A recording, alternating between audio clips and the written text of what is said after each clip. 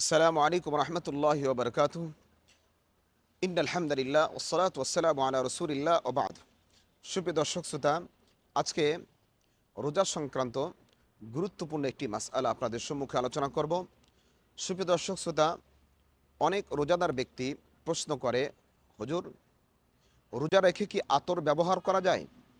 সুপ্রিয় দর্শক শ্রোতা, এ ব্যাপারে হানাফি মাযহাবের একটি প্রসিদ্ধ ফতোয়ার কিতাব ফতোয়ায়ে কাজী খান কিতাবুস সাওমের ভিতরে আসছে, ইদা দাখলাত দুখান আবিল গুবার আও রিহুল ইতরু আবিল যুবাবু হালকাহু লা ইফসিদুস সাওম।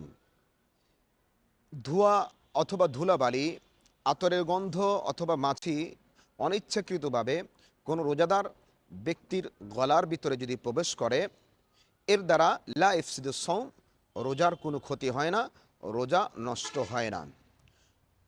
তবে রোজা নষ্ট হওয়ার একটা কারণ থাকতে পারে, সেটি হলো ইচ্ছাকৃতভাবে ধোঁয়া টেনে নেওয়া অথবা আগরবাতির ধোঁয়া টেনে নেওয়া, এর দ্বারা রোজার ক্ষতি হওয়ার সম্ভাবনা থাকতে পারে। কিন্তু সাধারণত আতর ব্যবহার করার দ্বারা রোজার কোনো ক্ষতি হয় না, কারণ আতর পাকস্থলীর কোনো উপকার করে না।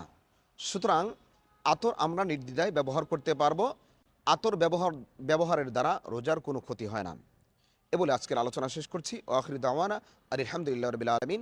আসসালামু আলাইকুম রহমতুল্লাহি ওয়া বারাকাতুহু।